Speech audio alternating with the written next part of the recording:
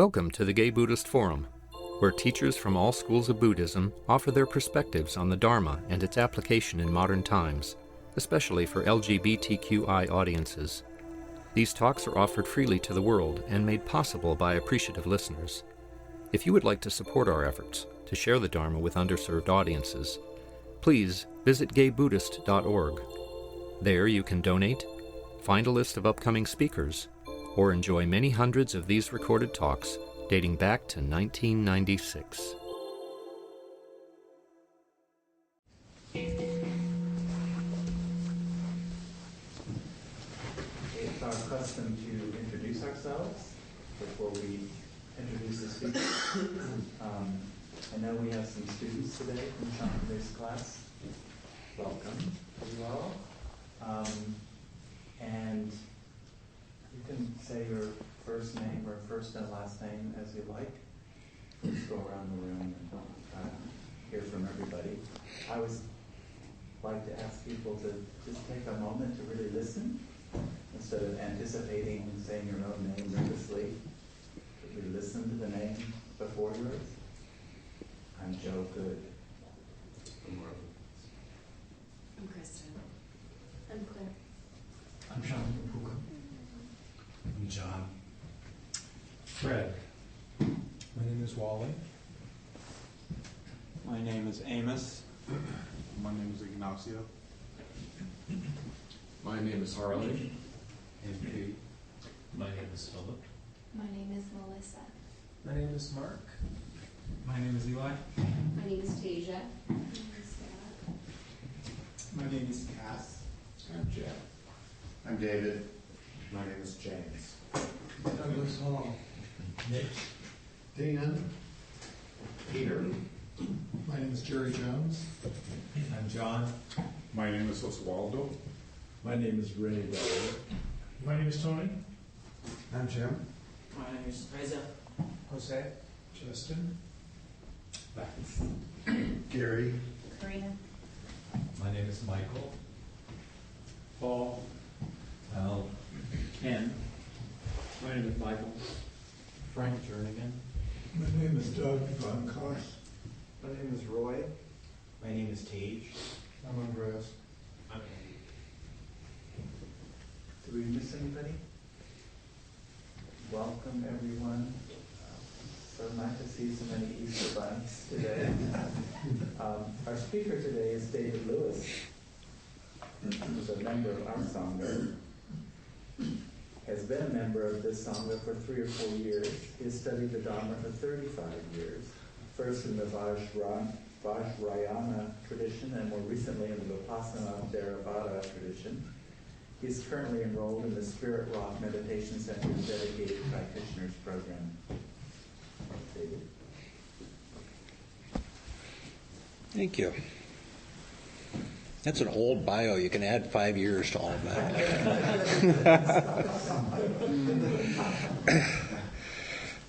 So I'm really pleased to be here this morning. And I thought it was going to be a sparse crowd. I was wrong. Happy Easter, everybody.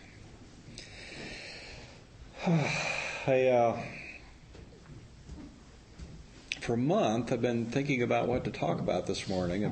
A month ago, I got home from a meditation retreat I was on. I was in silent meditation for the whole month of February. So I've been back in the world for about a month now, and one of the things I pondered is, okay, Easter, how do I connect Jesus and Buddha? And I just can't do it. It's just too much of a stretch. Except what kept coming back to me is what a great Dharma teacher Jesus was. And when I say Dharma, for those of you that are new to Dharma, that it has several meanings in Buddhism, but one meaning is the teachings that the Buddha gave us. The Buddha was a little bit more fortunate than Jesus in that he did not get crucified for his radicalism. Christ did. Buddha went on to teach for 40 years after he gained enlightenment, and most of those teachings are fairly well preserved. So there's a huge amount of material there. But Jesus' teachings, when I was a kid, when I was young, I don't know if they still have this, but they used to have Bibles that Jesus' actual words were outlined or underlined in red. And it wasn't very much of the Bible. It wasn't a huge chunk of the Bible, so we don't have nearly as many words, as much information from Jesus as we have from Buddha. But what it is, from what I know of it, and I studied comparative religions in school, is pretty good dharma. So dharma in Buddhism is both the teachings of Jesus or the Buddha or Muhammad, but it's also a word that describes the nature of reality, the way things are, the universal laws. Evolution, the law of evolution is good dharma. The night sky, the universe that we see when we look into the night sky at night is dharma. So dharma has various different meanings in Buddhism, but those are the kind of the two main ones. It's often said in Buddhism that there are two wings to the dharma. And in this sense, we're talking about the Buddha's teachings, but there's two wings to the dharma: compassion and wisdom. One wing is compassion, the other wing is wisdom. The great Zen teacher, Thich Nhat Hanh, has added that the body of that bird is mindfulness. So that's what I kind of want to focus on a bit today, is mindfulness. It's a very important practice. Not an idea, it's a practice in Buddhism. Mindfulness is what we try to do when we meditate. The act of meditation is applied mindfulness. We take our attention as if it was a spotlight, a beam of a spotlight, and we focus it on something. It might be our breath, might be our body, might be sounds, might be a mantra. And we try to stay mindful of that focus. Sometimes it's called an anchor, like a ship's anchor, holding us in place, holding us in the present moment. We try to keep the spotlight of our attention on the present moment for whatever period of time we're meditating. And that's mindfulness. That's being mindful of our breath or our body or our mantra for as long as we can hold our attention. So mindfulness in Buddhism is the way that the Buddha taught us to experience reality. And it's different than thinking. It's radical. It's a radically different way of experiencing reality and of learning, of gaining knowledge. Mindfulness comes up in all the most important lists in Buddhism. And those of you that have been around here for a while know that Buddhism is full of lists. That's because it was an oral tradition. So that's how the monks helped remember things before they were written down. Mindfulness is the third of the 5 faculties and powers that we need to awaken. It's the 7th factor in the Eightfold Path, the Noble Eightfold Path. That's number 7. And it's the first, the number 1 of the 7 awakening factors. If we want to awaken, we have to start with mindfulness. So in Buddha's time, there were, as in our time, there were 3 approaches to knowledge, to acquiring knowledge. One was the oral tradition, and that today might be, since we don't have an oral tradition so much anymore, that would be books and libraries and universities and teachers. The second was logical reasoning, which we also share. Philosophical reasoning, discursive thought, figuring things out. Sitting in a classroom, learning, deciding whether we agree, whether we don't agree, thinking about it, and making a choice. And the third approach to knowledge that was common in the Buddha's time was direct experience. It's much less common. Later in European philosophy, this became called phenomenology. So it was the third of these 3 that the Buddha chose to emphasize. for learning reality. As we all know, in our own rationality, we make mistakes. We get things wrong. We learn something that we thought was right, and we decide later was not quite right. Likewise, we can't really rely on our teachers. Sometimes they're right, sometimes they're not right. Sometimes people that are most confident in their views and opinions and teachings don't have the slightest idea what they're talking about. I wanted to give you an example, but it would be too dangerous. So the Buddha said the only way that we can truly be grounded in reality, the only way we can know reality, the only way we can stay in the present moment, which is where reality exists, because the past is memory, and that's not real. It's changeable, right? The future is fantasy, planning. That doesn't exist either. So the only place we find reality is in this present moment. And the only way we can experience this present moment, truly, the here and now, is through our 5 senses. And actually, I'm really going to throw you now, because the Buddha, unlike our Western tradition, the Buddha added a 6th sense. There is a 6th sense, and that's the mind. So it's not the thinking mind, it's the mind that produces thoughts, and those thoughts we're encouraged to not take any more seriously than a sound, a random sound. The thoughts that arise in our minds should be treated just like random sounds. So if we want to ground ourselves in reality, if we truly want to experience reality, and if we truly want to live in the here and now, it has to be through the direct experience of our five senses, plus not taking thoughts too seriously.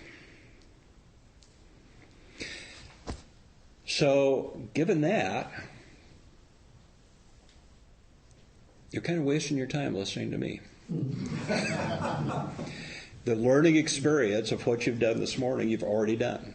You did in meditation when you were having direct experience of whatever you were having direct experience of. Your breath, your body. Maybe you were noticing thoughts arise and pass away. If you were hopping onto those thoughts and feeding them, then you weren't meditating. But if thoughts were just arising and passing and arising and passing, then that's the idea of the 6th sense of thoughts. Thoughts could arise and pass. Pleasant ones, unpleasant ones. But the real learning experience from the point of view of mindfulness that you did this morning, the value that you got this day, was what happened when you were meditating for that 30 minutes. In the Zen tradition, they say that the teacher, the guy sitting up front or the woman sitting up front, is just the finger pointing at the moon.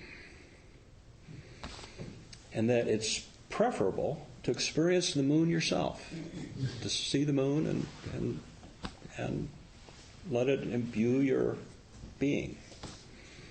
But what we tend to do, especially in the West, is we get kind of obsessed with the finger. We say, oh, I like that teacher, I don't like that other teacher, or I like certain teachings, and this tradition I prefer to that tradition. We're not experience-based in the way we understand things. So mindfulness is a different way of knowing. It's a different way of learning, and it's not our common habit. It's not the way we're trained in the West.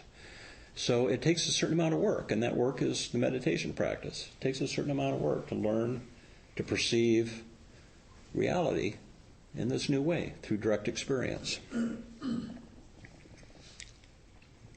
So I know many of you are experienced meditators, and I also know we have some new people today. So bear with me. I'm going to do a very brief exercise for less than a minute to demonstrate mindfulness, how it works. So put your hand up like this. Doesn't matter which way it's facing, but pay attention to it. Feel the muscles in your arm holding up your hand, and take a look at your hand. Just get it visually. Get it, the body experience of having a hand. Now move it very slowly, backward or forward. It doesn't matter. And then after it moves about 6 inches, move it back. Paying attention to it. Can you feel the air displaced? Do you notice anything visually changing? Can you feel tingling in your hand? Is there any physical sense there? Okay, that's it. You can put your hand down. Did anybody have a neurotic thought while they were doing that? Did anybody worry, plan, obsess? Yep, one happens. But most people not, right? That was a mindful practice. We were mindful of our hand. And when we're truly mindful, for as long as we can keep it up, as long as we can keep being mindful, it displaces our habitual thought patterns. So what we learn when we meditate, and probably everybody noticed this morning, either in the hand exercise, which even you could still have a thought doing that. Stuff can still come up, as it did for a few of you. But when we sit for 30 minutes, it happens a lot. Our thoughts interrupt. We have thoughts come in, we get carried away, we get our whatever is catching our attention today takes us away from our meditation. So this is hard to do. It's really hard to stay focused on an object, a chosen object. And this can be any of those things that we use to anchor attention. It could be our breath, it could be a mantra, it could be, this is the body, we're using the body. This is just a focus of attention, focus for meditation. So the hand is just an example. It could be any number of things. But we just learned that it's hard to stick with that. It doesn't come natural. Us being in the moment, keeping our attention on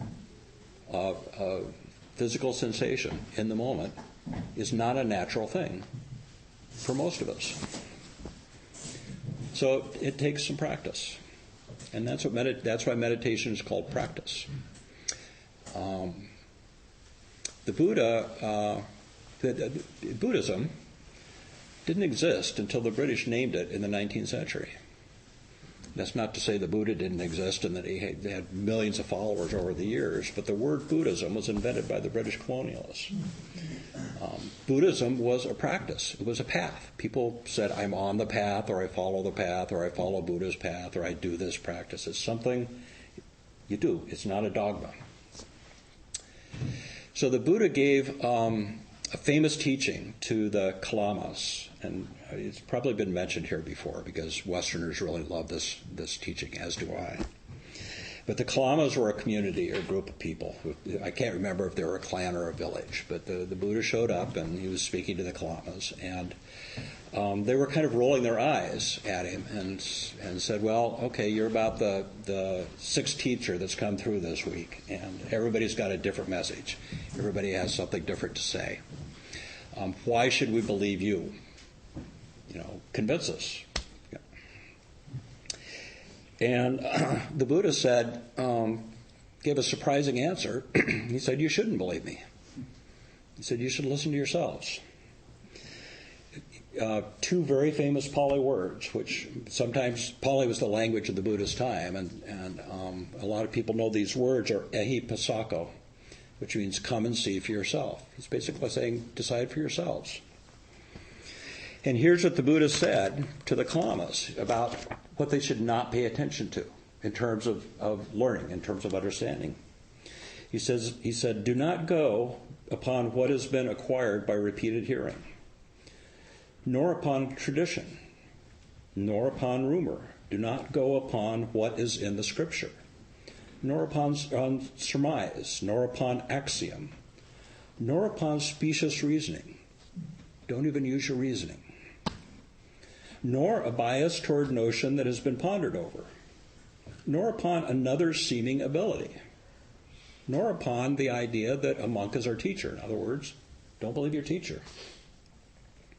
He said, Kalamas, when you yourselves know these things are good, these things are not blamable, these things are praised by the wise, undertaken and observed, these things lead to benefit and happiness, then enter upon and abide in them. So the Buddha is saying there, use your direct experience. And in the list. He says, not reasoning, not pondering. He says, use your direct experience.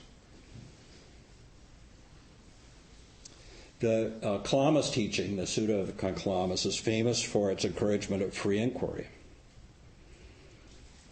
And this is a quote not from the Buddha, but from a commentary. The spirit of the sutta signifies a teaching that is exempt from fanaticism, bigotry, dogmatism, and intolerance. The Buddha said was basically saying, in this tradition, there is no dogma. Decide for yourself. Do this. That's why Buddhists don't make very good cults. So there's another list of 3, and these are the 3 levels of knowing something. Not the 3 levels of learning that I mentioned before, but the 3 levels of knowing something, how to know something. And the first is reading about it or hearing a talk. That's the first way that we get something. It's what you're doing right now. You're hearing some information and you're maybe processing it and deciding whether this seems to make sense for you or not. The second level that the Buddha taught, it's the way we learn something, is through practicing it. Actually working with that, making a practice out of it. And the third level is actually embodying it, becoming that. So you can take an important concept like impermanence, which we all know the Buddha said that one of the fabrics of existence is impermanence. Everything's impermanent. We can think about that and hear somebody say it and say, "Oh, that makes sense to me. Maybe everything's impermanent." But it's pretty hard to live it because we still want permanent relationships, and we want our dog to live forever, and we want our favorite food to be around, and we don't want to get thrown out of our apartment, and we don't want to die, and we don't want to lose our loved ones. So we might agree that everything's impermanent, but we resist that. So practicing with it is a whole other thing. Practicing is about letting go of things when they change, instead of grasping on. Grasping, of course, being the second noble truth and the source of suffering.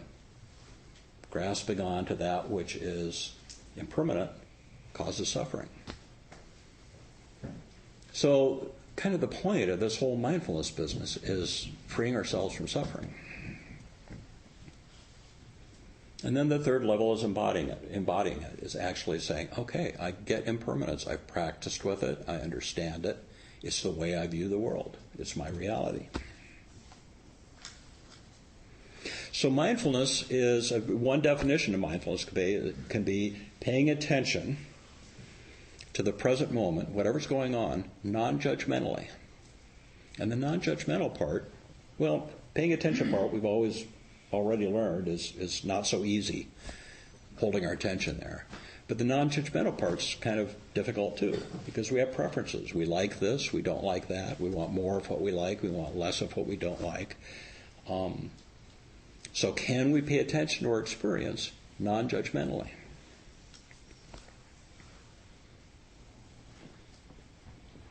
So there's another sutta that I'm really fond of, where in the Kalama Sutta that I just read you some quotes from, that's where the Buddha tells you what not to pay attention to, what not to rely on for knowledge.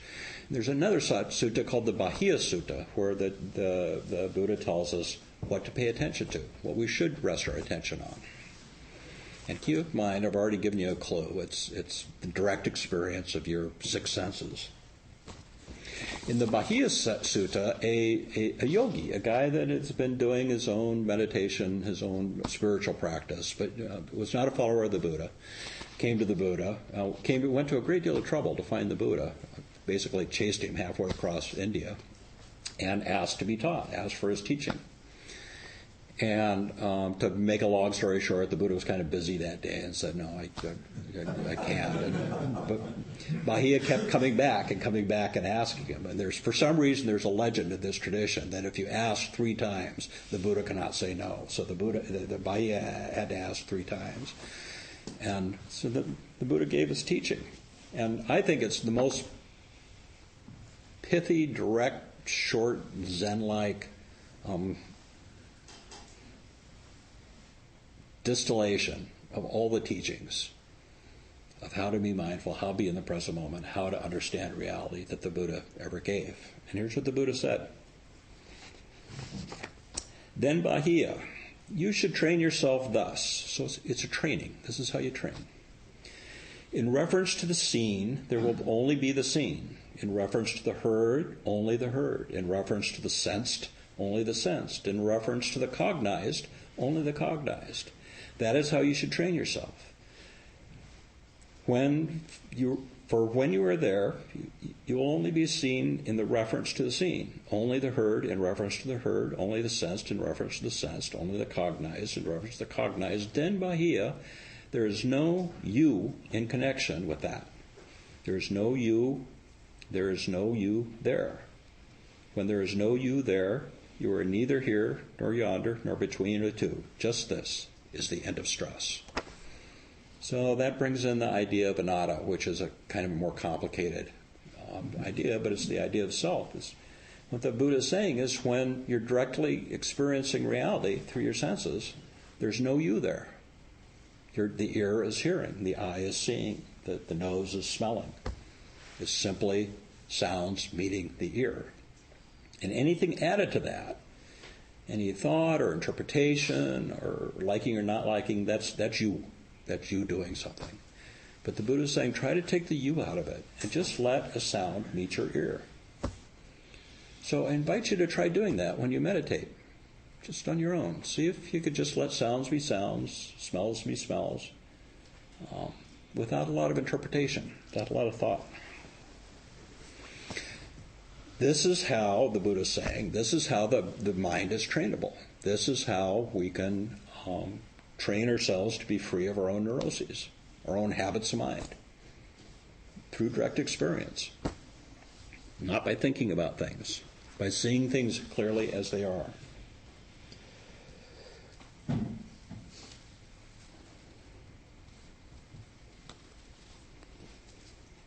So mindfulness practice, when we think about it this way, isn't about getting something. It's not about achieving something. And very often that's what we do when we come to Sangha on a Sunday morning, or when we go on a retreat, or when we listen to a speaker. In the back of our mind, we're thinking, I'm going to get something.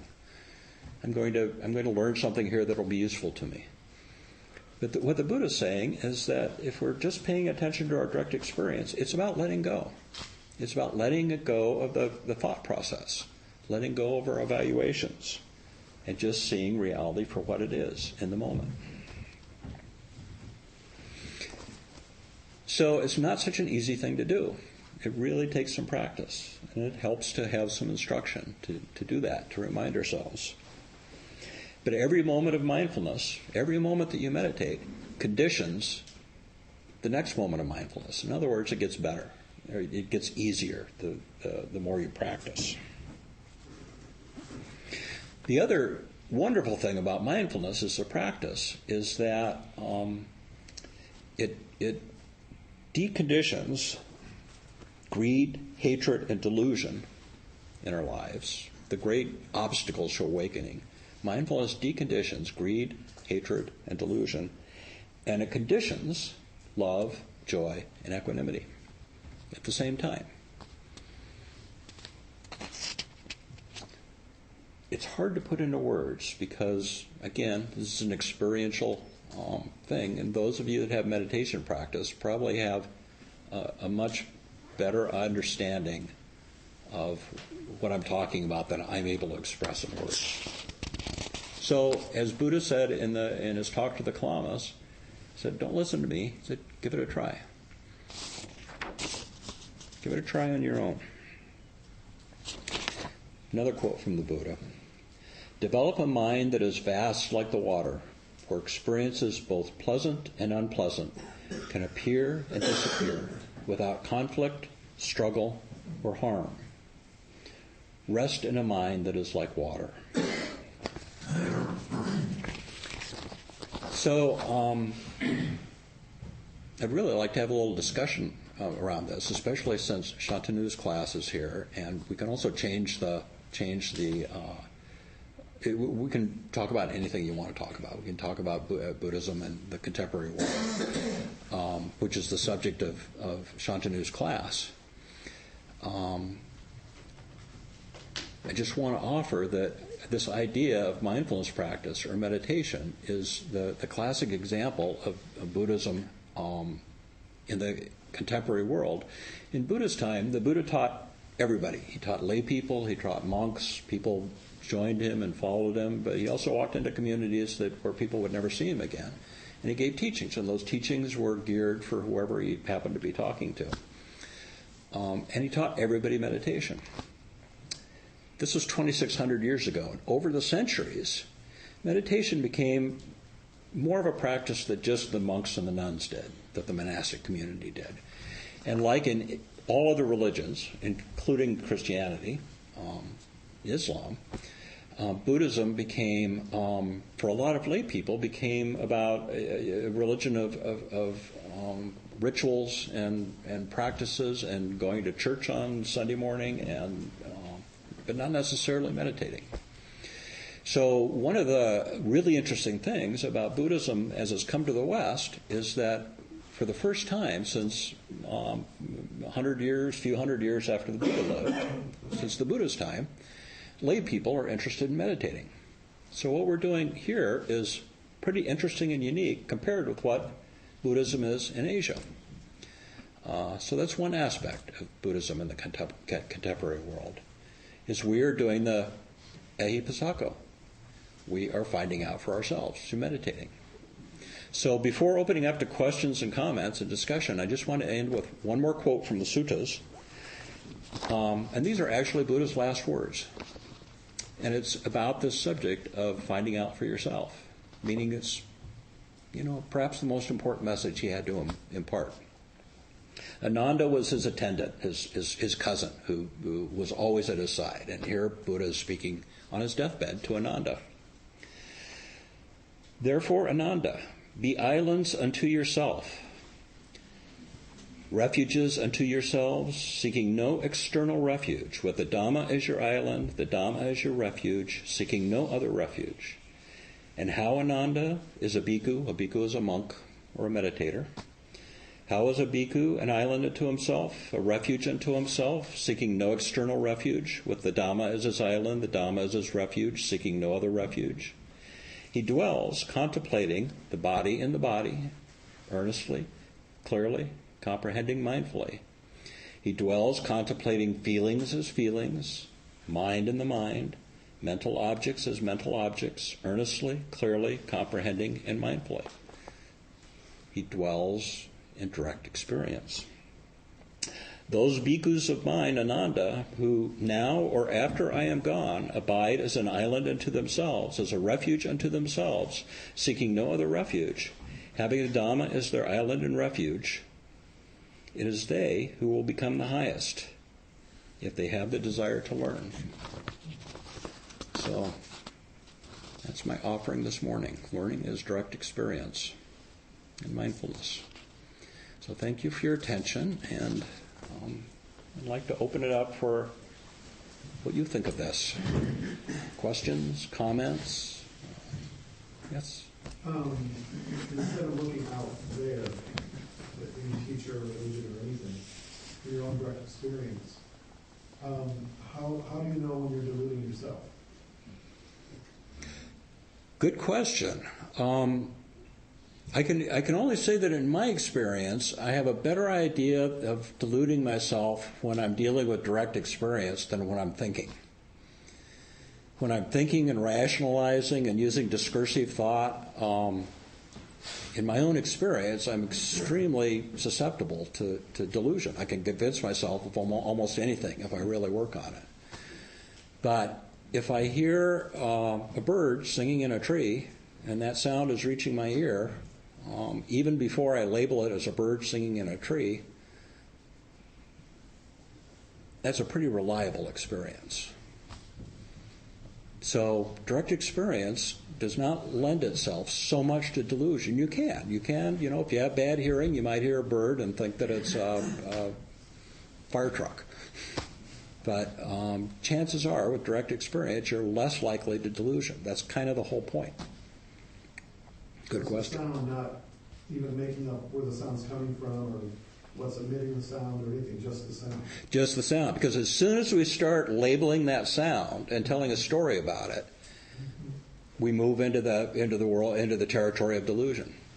That's where we start to get, and it's a fascinating thing to me, is how pure and clear direct experience is, and how quickly we muddy it up. And and then when we get into philosophy and justification and political belief system, it's just then we're not only in delusion, but we're breeding greed, hatred, and delusion. We're creating harm in the world. So thank you for that. That's a beautiful question. Yes? I just want to share an experience I had several years ago, and I speak several languages, and I ended up walking through a park and saw a flower that I now know to be a lilac, and at that moment I couldn't remember the name for this flower in any language, and it was both a startling and very joyous experience to just look at the flower and not have access to the language. Yeah, magical, isn't it? Yeah. Yeah, it's a beautiful thing. And also, as you experienced, knowing several languages, it's almost like having several different perspectives on the same reality. So there's great power in language. And just only knowing one language, sometimes we're kind of trapped in a way of thinking about things. Yeah, Jim? Yeah. Thank you, as always. Wonderful talk. Gratitude seems to have an extra layer of awareness to it to suggest the presence of someone being grateful. So it doesn't seem to be as direct an experience. Is that a delusion?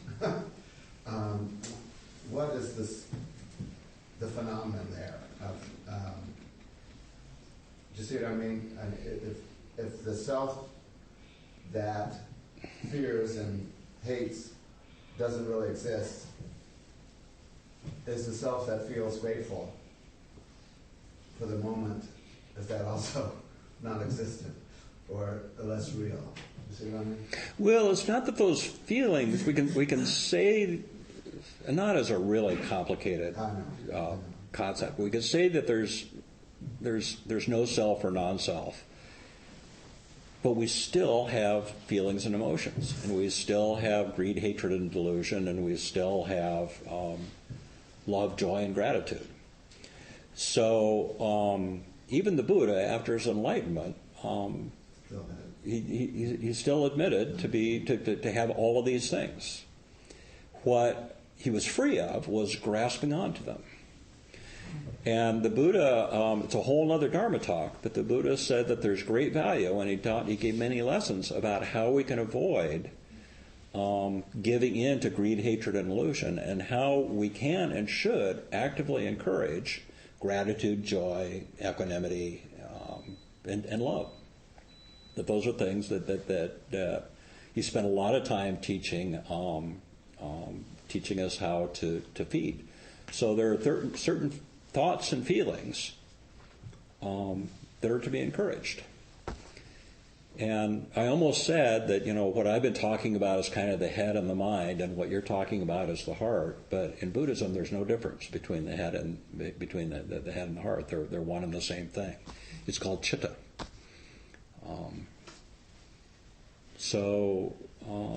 Thank you. Yeah. Either and both. Yeah, Shantanu. Yes. So thank you first. Sure. So you were saying towards the end of your talk that one difference you see between traditional forms of Buddhism and contemporary Buddhism is the active involvement of lay people in meditation. And I just wanted to ask you what other differences do you see between pre-modern forms of Buddhism and Neo-Buddhism, whether in Asia or in the West? What's changed?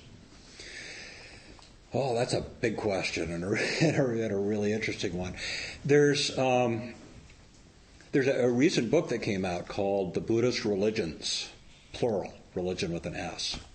And it's a scholarly book. I think it's used as a textbook. And it's got several authors, and they look at how Buddhism changed as it started in India and moved into Tibet and moved south into Ceylon and into Southeast Asia and then Vietnam and China and Japan, and as Buddha spread. What their speculation is that it actually became different religions. That the Tibetan Buddhism is as different from Zen as almost as Christianity is from Islam. You may or may not agree with that, but it's an interesting theory. So Buddhism has spread and changed and even become different religions, if you buy that theory, in the same way that other schools of thought and other religions are. And now it's come to the West. And one of the advantages we have in the West is that we can look at all these different traditions. We can look at Zen, we can look at Tibetan Vajrayana, we can look at the Theravada traditions of the South, and contrast and compare and try to get at the nub of things. And one of the most interesting movements that really fascinates me that's happening in Buddhism right now is that there's some monastics and some scholars that are using computer models and technology to analyze the suttas, and also the suttas as they were translated into Chinese, to get back at the root of what the Buddha taught, which we've never been able to do before. It's all been conditioned by centuries and centuries and centuries of cultural influence. So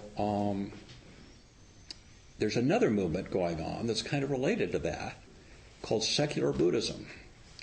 And it's people in the West that are kind of treating Buddhism as more of a psychological technique than a religion. Stephen Batchelor is the leading author about that. So there's a lot of really interesting things. Some of the most interesting things happening in Buddhism are happening in the West, in America and in Europe, where the current bubble of interest is. Buddhism died out in India with the Mongol Islamic invasions, and has only been carried on in peripheral countries. And I heard a teacher recently say that Buddhism is dying out in the countries where it's famous, in Burma and Thailand. And he said there's Buddhism in those traditional countries that have carried on the tradition for over 2,000 years. The two biggest obstacles, the two biggest enemies of the Buddhist tradition are communism and capitalism. And that up until now we've got, the communists destroying temples. We all know what's happened in Tibet with the Chinese invasion. Is a great tragedy. But this teacher said, I actually think that the damage of capitalism is much worse. Because young boys and girls don't go to monasteries anymore to get their education. They don't get the training. Everybody has got technology.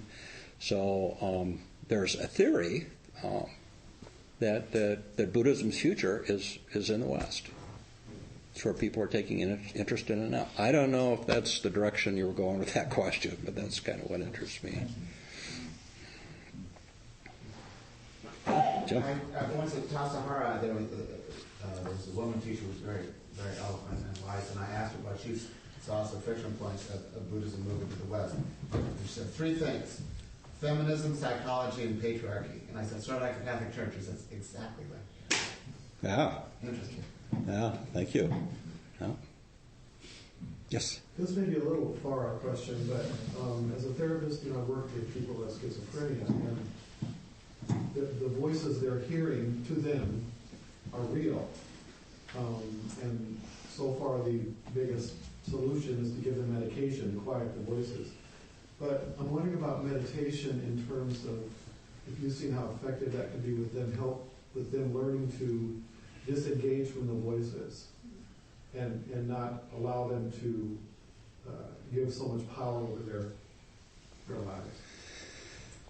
Well, I'm not a professional, so I'm not a therapist, so that's kind of outside my purview. What I've heard about that mental health and meditation that has interested me is on this question of anatta, where this idea of no self. And people have said, teachers have said, but that doesn't apply where mental health is an issue, because in order to let go of your false sense of self, you need to have a pretty solid sense of self. Does anybody else want to answer that question that has more psychological background or expertise? It's a really interesting question. Yeah, because there's suffering, and there is suffering. Meditation is really can be that helpful to them in that situation when the voices are so powerful. I know meditation is very helpful with common depression, and I know meditation is very helpful with common anxiety. But when you get into schizophrenia and borderline and some of that stuff, that's not in my job description. Sorry, wish it was. Okay. Well, do we have one more question? I have a brief question. You said that part of what's important in meditation is to meditate without an objective. I've been struggling with this dilemma for many years because I know that after I meditate I'll feel better and the rest of my day will go better. So I feel like, am I being a bad Buddhist? Is this a dirty little secret? That, part of what motivates me to meditate is knowing that after I've done it, I feel better. No, that's okay, because that's your direct experience. You are experiencing a direct experience. The only place where I would say that might be problematic, and this has happened in my own practice, especially when it's on retreats, is when I meditate to feel better and I don't. And then I feel like I'm a failure, or I had a bad meditation, or you've been robbed, or I've been robbed, or I'm not doing it right. But the fact is we all have bad meditations, and that's actually a term that I should not use, because in the practice, any meditation is good meditation. So if you can be kind of sad over some loss in your life, and you can sit with that sadness and have some equanimity around it, that's a way of feeling better. But what you've done is you've acknowledged your sadness and you've sat with it, and you still have that sadness afterwards. That's a beautiful thing. That's a good meditation. So that's actually a beautiful question. I'm glad we ended with that. Thank you. When you talk about communism destroying Buddhism, since Buddhism in essence isn't a religion, it isn't even rituals or anything like that, it seems like you really can't destroy it. People can be distracted for a while with all of that stuff, but ultimately the essence of what it is cannot ever really be destroyed.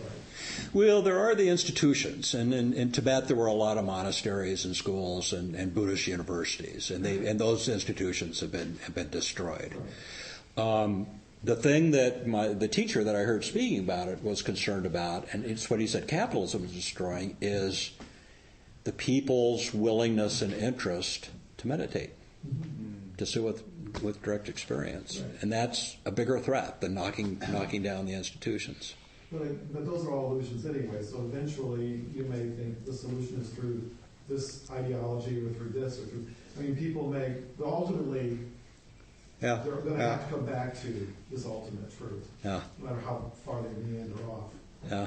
Even communism is meandering off, or even capitalism. Yeah. You can have so much stuff, and eventually you're going, this really isn't bringing me ultimate peace, all this stuff. And so then you go on further quests.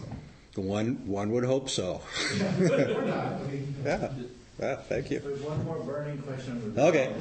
Burning question. This is great. I just came back from almost 4 months in Asia, tutoring monks in Dharamsala, Tibetan monks and nuns, and traveling through Myanmar, Cambodia, and Thailand. And I just want to say that whoever said that about Buddhism dying there, it doesn't have the experience that I had, which is that it's quite alive. There's people who are meditating very seriously. There may be pockets, cultural things have happened, consumerism is taking over. There's certainly the influence of communism in Myanmar and in certain sections in Cambodia still. But by and large, don't give up hope. There's a lot of people practicing and a lot of really wonderful people to talk to. Yeah, thank you. And Myanmar is a good example of where Buddhism is a great force of good in an oppressive That's also a country. big story too, but it's always a big story. Yeah, thank you. Beautiful. Do we have any announcements? As many of you know, I've been involved with Cuba and trying to make contacts with Cuba. I just wanted to mention that I'm now hosting Cousin Mike finally was able to make it out here. He will be giving a talk at San Francisco State Wednesday at 5 p.m. He has been involved in preserving Cuba's historical heritage. That includes his activities that range from archaeological excavations from the 1200s to the historic restoration of his hometown. So I will be around for anybody that wanted the information on exactly when and where, but it will be at 5 p.m. on Wednesday at San Francisco State. Yeah. I'm Cass, I'm your host today. Please stay and enjoy the fellowship of the Sangha. I have some treats for your delectation and some hot water for tea. If you have tea, please wash your cup with hot staple water. And there's a sign-up sheet for getting on the PDF mailing list. So you can take advantage of that. In our tradition, you never charge for the dharma, so I will be coming around with the dharma bowl.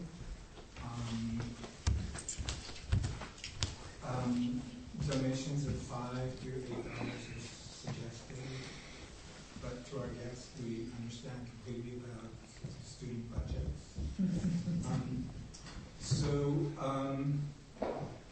And at 12:30, some people gather by the front door to go for lunch. And let me also add that at 12 o'clock, the meters kick in outside. So if they have a new Sunday charge for parking, it starts at noon. Is that for Easter? Oh, maybe Easter is exempt, right? It's always exempt. I only mentioned Thanksgiving, Christmas, and New Year's.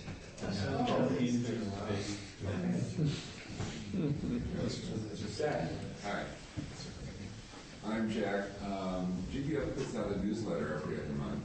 And it's available on our online or on our website. And then we also send out paper copies. On nearly 400 this time. And at the end of every other odd number month, which is today, we mail out, or we prepare for mail out by stamping, labeling, and stapling, and all that. About 2/3 of those go to prisoners, and a third go to people like us out here in the world. We have a few foreign people, and about 2/3 go to prisoners who really appreciate and depend upon this good contact with the outside world. So I like to ask for some commitments, volunteers, maybe at least 8 or 10 people, so we can sort of do this equivalent of a quilting bee to put all this together so we can mail it out and put the word out there. So can I see hands of people who can stay? It's about a half an hour ago.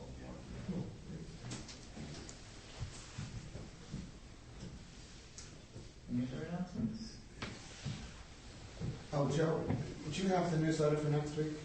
I don't. This is the end of the old newsletter. Okay. Todd. Thank you.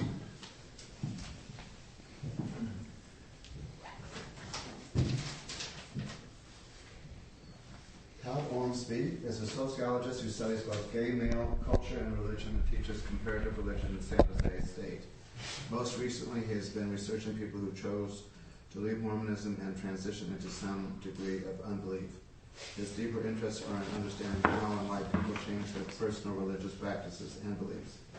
He's especially curious about what happens to individuals as they make those religious transformations, their emotions, their day-to-day lives, their perceptions of the world, and indeed their very selves.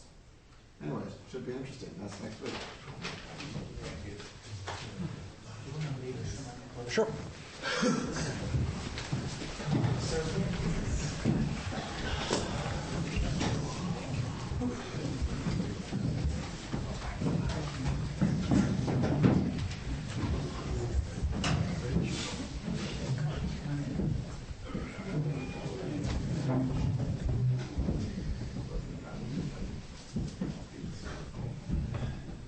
So offering merit is just an opportunity to take a moment to remember that our practice here this morning, both our silent meditation practice and our discussion and sharing, is beneficial.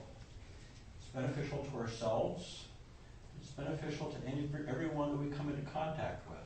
And that benefit radiates out to the whole community. So may all beings benefit from the power of our practice. May all beings find peace, happiness, and release the suffering. May all beings be well. May all beings have a happy Easter.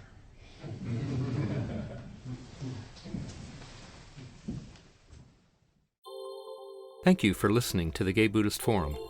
If you would like to hear several new talks per month and be notified of upcoming speakers so you can participate live, please subscribe to this podcast, like us on Facebook, and join our mailing list by visiting gaybuddhist.org.